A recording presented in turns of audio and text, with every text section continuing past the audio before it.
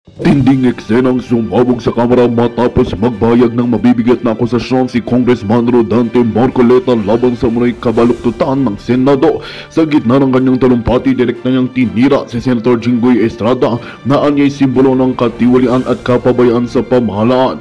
Ayon kay Marcoleta, hindi na dapat palampasin ng taong bayan ng mga katiwaliang matagal nang nagugat sa mas mataas na kapulungan.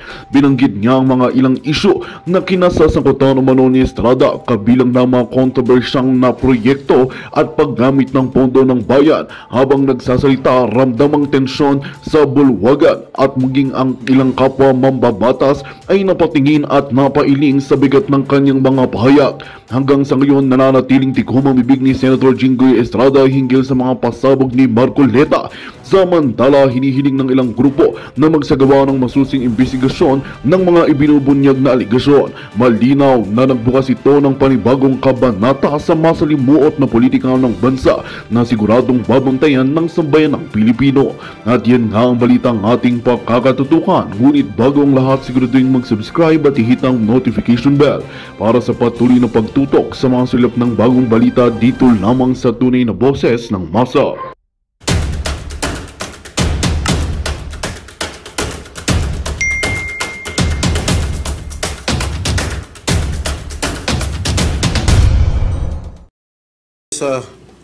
My staff just gave me a list of the bridges that had collapsed in October 28, 2024.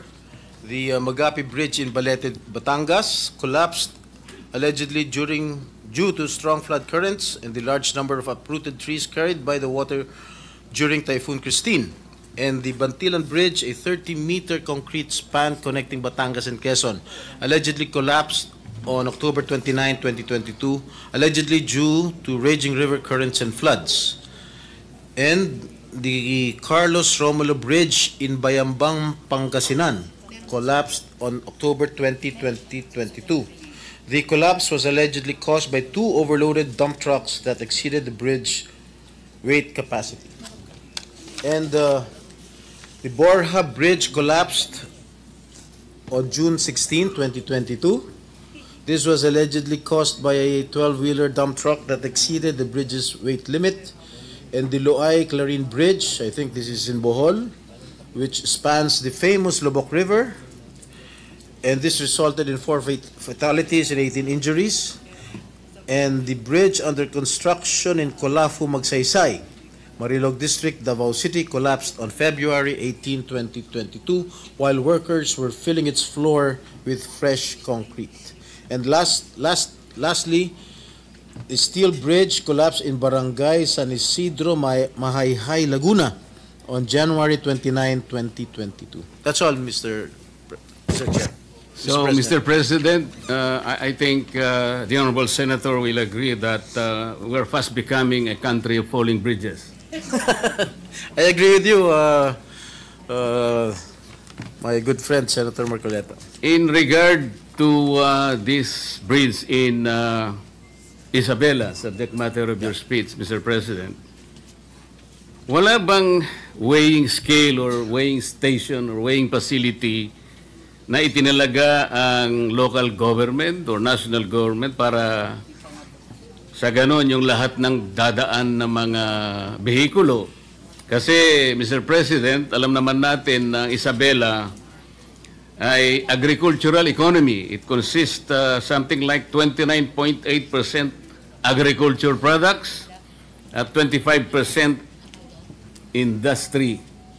Kaya kinakailangan po siguro merong tagatimbang sa lahat ng mga truck na dadaan. Napakasimple naman sigurong problema ito.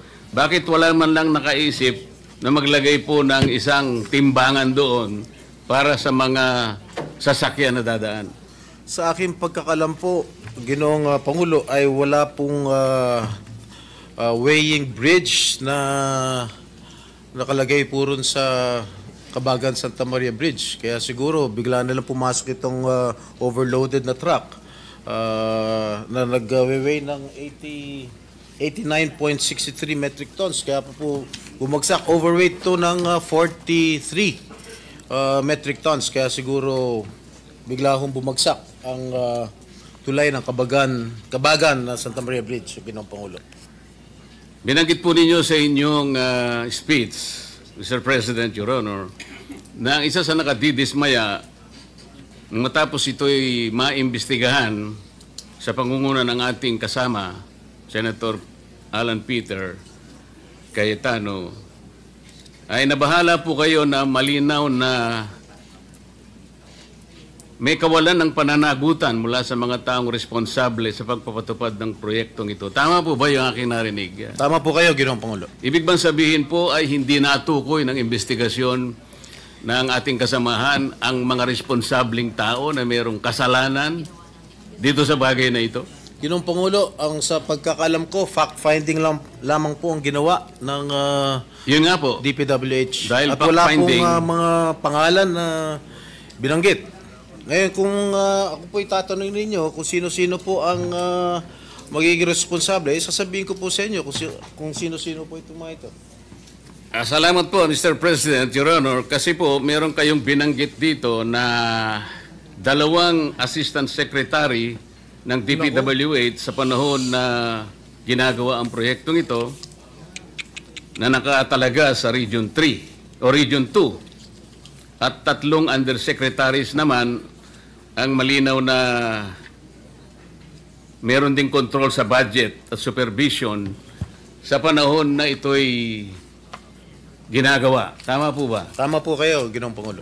Para po malaman ng ating kapulungan, maaari po bang sabihin natin kung sino po itong mga taong tinutukoy po ninyo, Mr. President, Your Honor? Maraming salamat, Ginoong Pangulo. Nagtanong na rin po kayo kung sino-sino po itong mga tao. Hindi ko nabanggit sa aking privilege speech. Subalit nagtanong po kayo, mapipilitan ko pong ibulgar kung sino-sino po itong mga taong responsable sa pagbagsak nitong sa pag-collapse nitong tulay sa Kabagan, Santa Maria. Unang-una, si Assistant Secretary for Regional Operations in Luzon, Loretta Malaluan. She succeeded Neri Bueno, now Asik Bueno, as Region 2 Director. The time when the bridge project was already facing structural problems. Siya ang nagrekomenda noong January 2021 na pondohan ang retrofitting na nagkakalaga ng 233.5 million o yung pagsasagawa ng epoxy crack repairs. In March 2022, she formally requested that the project be reclassified from a replacement to a retrofitting strengthening project given the persistent structural issues. Pangalawa po, Ginoong Pangulo, Assistant Secretary for Regional Operations in Visayas and Mindanao, Neri D. Bueno. Siya po, as then Regional Office 2 Director, Engineer Bueno was involved in the implementation of Phase 1 and Phase 2 of this project. In 2018, then Project Engineer Felipe Lingan began reporting early signs of possible bridge failure. Noong pa lang 2018, nakitaan na nitong si Mr. Lingan na medyo malapit na magkolapso o may failure, early signs of bridge failure. These warnings were either not acted upon or were not sufficiently addressed under Bueno's leadership, which became a notable concern in later investigations. Ginoong Pangulo, yung tatlo pong nabanggit kong undersecretaries, napapangalanan ko rin ngayon. Ito po hanggang ngayon ay nanunungkulan pa rin bilang undersecretary ng DPWH. Unang-una, Undersecretary for Regional Operations in Luzon, Ginoong Eugenio Pipo Jr. Siya po ang nangasiwa ng construction ng tulay nang sinimula ng pagpapagawa nito noong 2014 bilang NOI Assistant Secretary for Operations. It was under his watch that the early stages of construction proceeded even when structural issues began to surface. And in June 2018, the DPWH engineers identified critical defects after the concrete slab was poured at span 8. Masyado na technical to.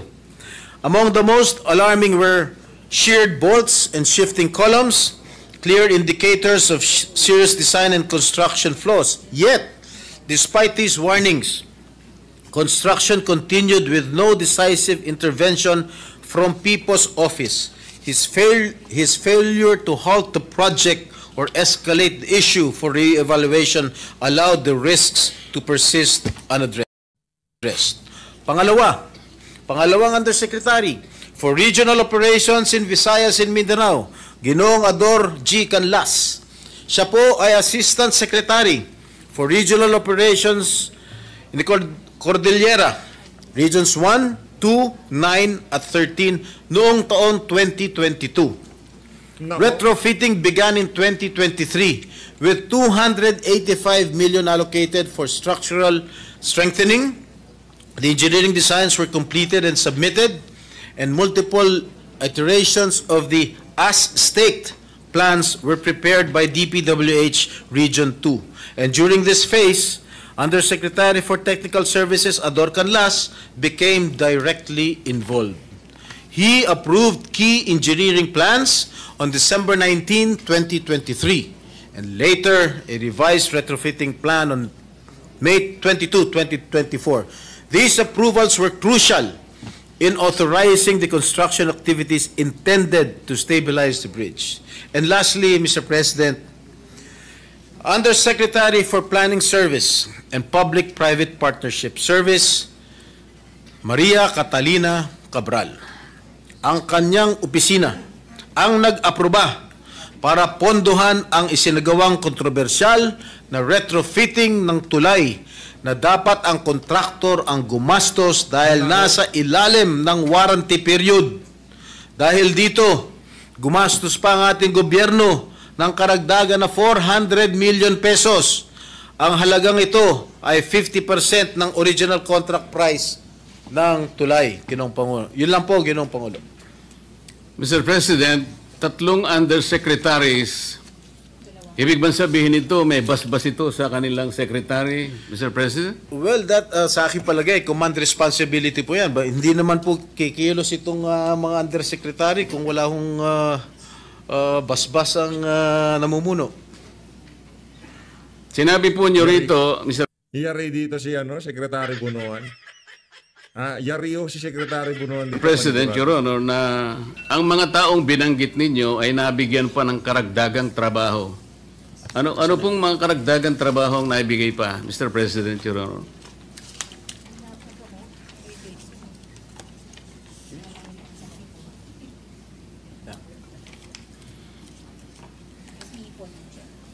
Habang binabasa po ninyo yan, karagdagan sigurong impormasyon, Mr. President, mayroon po akong nabasang isang parang briefing na dalawa po sa binanggit yung undersecretaries parang nagkaroon po ng pagbabago, atas ng panibagong katungkulan, nagmula mismo sa tanggapan ng DPWH. Tama po kaya yun? Tama po Mr. kayo, President, Your Honor? Tama po kayo, Ginoong Pangulo. Nasaan? At binanggit din po ninyo sa inyong speech, Mr. President, Your Honor, na tila kayo'y nagsususpecha at maring sila pinatutungkulan ng Pangulo nung sinabi niyang mahiya naman kayo. Ano po ang pinagbabatayan niyo rito? Malamang itong sinasabi ng ating Pangulo na pinatutungkulan ng ating Pangulo na mahiya naman kayo. Palagay ko, ito po yung mga opisyalis ng DPWH na kasangkot o kasabwat sa pagpapatayo nitong collapsed bridge nito sa Isabela. Siguro po ang mas Yari dito si Bunuan. tamang isipin natin, ilan lang siguro sila sa pinatamaan ng Pangulo. Kasi nung sabihin ng Pangulo po ito, Mr. President, nakaharap po siya sa Kongreso eh. Napakarami pong contractor doon eh. Kayo po nakakalam nun dahil kayo po nanggaling sa House of Hindi po, Representatives. tinatanong ko po kayo. Pambira talaga itong si Senator Rodante Marcoleta. Yan ang kailangan natin sa Senado. Yung walang pagpapanggap, walang kaplastikan, ika nga. Di kagaya nung iba dyan. Alam na nila kung saan nanggagaling sandamukal na korupsyon sa Pilipinas. Kung mas na sila, parang hindi nila alam, di ba? Kung kayo isang ayon na maaring mas marami ang pinatutungkulo ng Pangulo. At hindi lamang po bagsakan ng tulay ang pinag-uusapan doon. Mr. President, Hindi Your po Honor. ako makakasagot niyan sapagkat hindi po Bakit ako naman po hindi kayo makakasagot? Hindi po ako Napakasimple lang nanggaling po ng tanong ko sa inyo. sa House of Representatives. Kayo po ang nanggaling sa House of Representatives. Malamang kayo po nakakaalam kung marami po ang pinatutungkulan ng ating Pangulo, Ginoong Pangulo. Talagang marami po. Ako po, sinasabi ko sa inyo, marami pong kontraktor doon. Ang tanong ko lang kung kayo sumasang-ayon sa aking pananaw. Ay yes, sumasang-ayon po ako sa inyong pananaw. Ayun. Kung kayo po ay naniniwala, maniniwala rin po ako. Mr. President, Your Honor, di ba pangkaraniwan pagka meron po tayong itinatayong isang infrastructure, lalong-lalo na po yung mga vertical infrastructure, malimit po nating nakikita, nakatabi po yung meron pong parang banner yung, anong tawag doon? Yung COA. Meron billboard po ang COA. Billboard. Na kung saan nakalagay yung ilang mga detalye, pangalan ng proyekto, Minsan po pangalan po ng politiko nandun. yung halaga ng proyekto, yung description hanggang saan, di ba? Yung contractor kung sino yon. Pero nananatili lang na isang billboard. At hindi naman nagkakaroon ng updated report ang COA kung ilan porsyento na halimbawa after a while ang natatapos. Nananatili lang isang billboard na akala mo nagbabantay sa project. Tama po kayo. Kaya ko po tinatanong ito, Mr. President, nangyari po ito sa Misamis Occidental. Nako, Nagtayo ng isang irregular na proyekto. Sa pondong-pondo pa lang, Mr. President, saan ka nakakita ng isang housing project ang pondo manggagaling sa DPWH? So, nung tanungin ko po yung auditor, sapagkat sila naman dapat nakabantay sa lahat ng proyekto, alam mo ba ako ito na nanggaling sa... Hindi po. Alam mo ba rin ba ako na yung titulo na pinagtayuan ng project na yan ay hindi pag-aari ng syudad? Hindi rin po. Wala ba kayo akong pakialam? Dahil kayo po ang security guard ng pera ng gobyerno. Nakikialam po. Kailan po kayo makikialam? Pagka po tapos na ang project. Akala ko baka ako ang COA ay merong preventive measures, action. Ibig mo sabihin ka ako pag natapos ang project, natapos na po talaga ang project, ngunit ang titulo po ay pag-aari ng mga pribadong mga mamamayan. Nang tanungin ko po siya, sino ang may-ari ng project? Wala pong maisagot. Ngayon po, itong ang inyong privilege speech, Mr. President, Your Honor, ay salamin lamang ng isang napakalaking anomalya na nagaganap sa ating bansa. At salamat po sapagkat kahit na ito po ay isa lamang sa mga bagay na maaaring makapagbigay po ng alalahanin sa ating mga mamayan sapagkat ito ay pera ng bayan, lalong-lalo na po yung binabanggit ninyong mga opisyal ng pamahalaan na parang kasangkot pa sa mga pangyayaring ito, na maaaring ang pwesto po nila ay nagpalipat-lipat sa ilang mga lugar sapagkat ito pong mga listahan ng mga bumagsak na tulay. Kung makikita po nyo yung tatlo sa binanggit nyo sa Luzon po Sa mga kapit po, ulit-ulit po ito. Parang napakasama pong pagsasalamin. Kagaya po ng ginawa ninyo, sabi nyo, ito pa naman ay isang symbol of strength and connectivity. Parang nasira po yung simbolo na yun, Mr. President, Your Honor. Ano po ang iniisip po ninyong gawin, Mr. President, Your Honor? Sana po ay maimbestigahan po itong sa lalong madaling panahon. Inimbestigahan na po ng ating kasama. Dito po sa inyong committee, sa Blue Ribbon Committee, sapagkat ang involved dito ay mga opisyalis ng ating gobyerno. Lalong-lalo po sa, of course, sa DPWH. At masagot ko lang po yung inyong katanungan kanina dun sa mga undersecretaries na nabigyan pa ng karagdagang trabaho kung kumari lang po, Ginoong Pangulo. Base sa mga department orders namin nakuha, na-promote pa ho si Engineer Loretta Maluan from Regional Director in Regional Office 2 to Assistant Secretary for Regional Operations in Luzon. Si Nery Bueno po ay dating Regional Director din sa Region 2 at na-promote bilang Assistant Secretary for Regional Operations in Visayas and Mindanao. At si Eugenio P. po ay dating ASEC lamang bago naging Undersecretary. Ganon din po si Yusek Ador Canlas. Salamat po sa impormasyon, Mr. President, Your Honor. Meron po kayong binanggit na retrofitting. Ang ibig po nyo sabihin, Mr. President, Your Honor, ito pong tulay ng Kabagan na ito ay, maliban po sa ito'y ginastusan ng pamahalaan, yung retrofitting, ginastusan pa rin po ng ating pamahalaan. Opo, ginastusan pa rin po ng ating pamahalaan. Pagkatapos po ng dalawang gastusan, ito po ay bumagsak. 3 gastusan, hindi lang 2.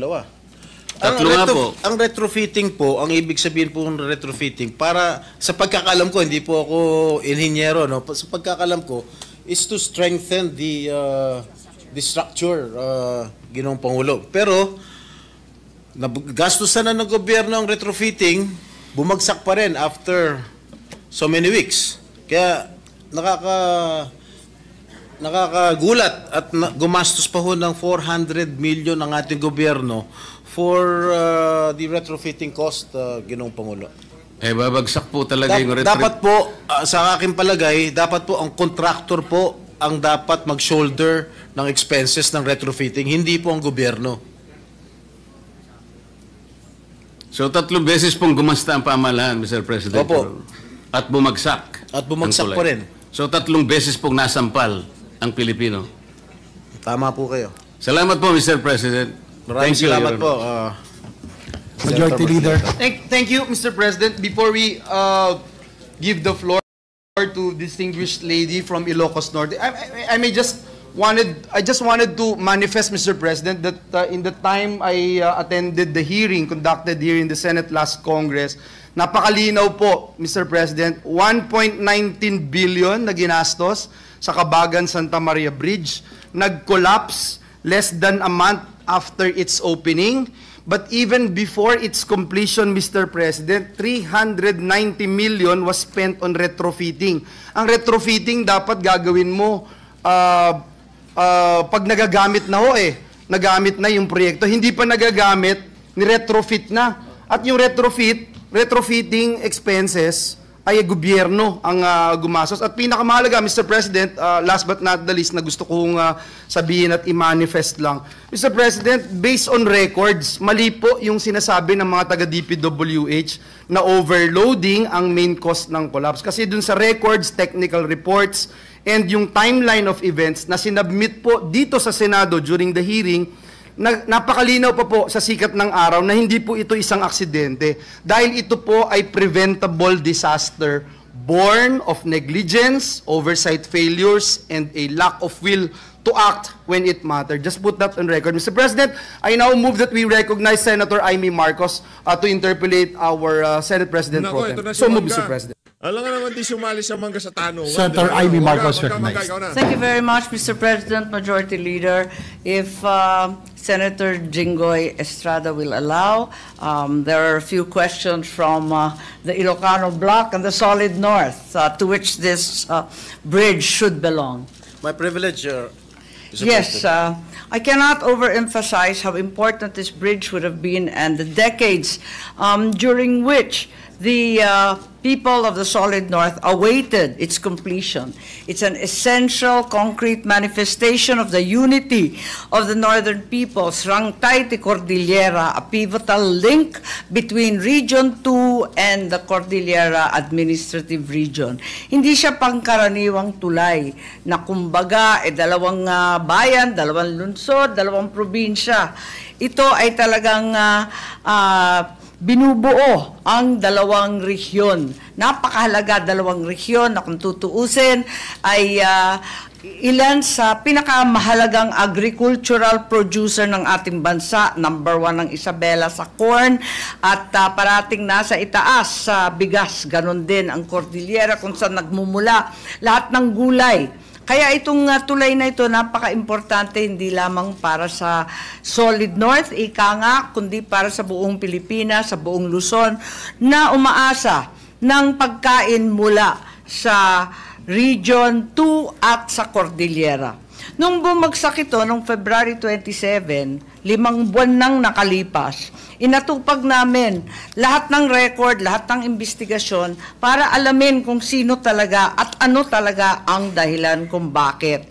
Ngayon, nagtataka kami kasi maraming pangalan na lumilitaw na pagkataas-taas na pwesto, kulang lang sa sekretary. Andito yung mga USEC, andito pa yung ASEC. Bakit sa report na unang binigay sa amin, ang tanging lumalabas lamang ay mga pangalan ng mga retired? Gilbert Reyes, retired. Adriano Doroy, retired. Raul Asis, USEC, retired. Bakit puro retired itong lumalabas? Ba't hindi lumalabas yung mga pangalan? Bakit ganon? May iba-iba bang report or iisa comprehensive final report? May Navarro, Abiki, Ocampo. Wala naman dito yung mga pangalan na tinutukoy ninyo. Parang low-level employees lang to. Higit sa lahat, wala na sa department. Bakit ganon? Aling report dito? Maraming salamat sa iyong katanungan, Mr. President. I can only surmise, Mr. President, na talagang baka meron ho silang kino-cover up, meron ho silang tinatakpan ng mga opisyales ng DPWH. Kaya yung mga nabanggit niyong mga pangalan, lahat po yung mga pangalan niyan ay mga retirado na yun na nga, DPWH. Yung mga nabanggit ko pong pangalan ay active pa rin na nagtatrabaho at nanunungkulan bilang ASEC, bilang USEC ng DPWH. That's why I can only surmise na talagang meron ho silang na tinatago o kino-cover up. Meron bang whitewash tayong napapansin? May whitewash ba tayong napapansin? May cover up ba? 5 buwan na ang nakalipas mula nung bumagsak ang tulay ng Pebrero. 5 buwan na. At walang mabigay na comprehensive na report. Tuwing manghihingi kami ng report, iba na naman ang lalabas. Tapos, yung maliliit na tao, tulad ng truck driver, ang tanging sinisisi, pagkatapos yung mga kung sino-sinong direktor lamang ang pinupunteriya. Sino ba itong mga direktor na to? Na tulad nga ng sinabi ninyo, retirado, yung iba na transfer pa sa DHSUD, tapos kung saan-saan na. Abay, ba't ganon? Samantalang yung nabanggit ninyo, halimbawa si ASEC Canlas, hindi ba na-promote pa yan sa USEC? Ba't nagkaganon? Well, hindi ko po masasagot yan at siguro dapat tanungin yan ay namumuno ng DPWH pagdating ng committee hearing kung sakasakaling i-refer to sa appropriate committee, siguro kailangan natin tanungin kung bakit nangyari ito na nagiging involved sila dito sa pagbagsak ng pag-approve ng gawain ng tulay at bakit pa sila na-promote ng secretary ng DPWH. I don't know if this is a presidential appointee. I do not have any idea. Pero kung secretary level lang yan, siguro pwede natin tanungin. Ang balita ko, may isang USEC Bernardo na tinanggal sa pwesto. Kasama ba siya dito sa Cabagan Bridge? Sa pagkakalam ko po, hindi po siya kasama dito sa Cabagan Santa Maria Bridge. Dahil hindi naman po lumitaw sa aming parang yung timing siya yung pinarusahan. Mukhang siya yata yung pinarusahan. Pero hindi ko po alam dahil base sa aming investigasyon na nakalap ng aking tanggapan, hindi po lumalabas ang kanyang pangalan. Ang pinagtatakahan namin, 5 buwan na nga ang nakalipas, sino ang mananagot nito? Kadami-daming mga pangalan. At yun nga, nakakalito kasi pa iba-iba yung report. Tuwing hihingi ako ng report, Magandang balita ang hatid namin sa inyo ngayong araw. Sa pagtatapos ng aming balitaan, nagbigay kami ng mga mahalagang impormasyon. Maraming salamat sa pagtutok at pagsuporta sa aming programa. Huwag kalimutang manatili sa mga susunod na araw para sa mga bagong balita at mga kwento na dapat nating abangan. Mula sa Boses ng Masa, magandang araw, Pilipinas!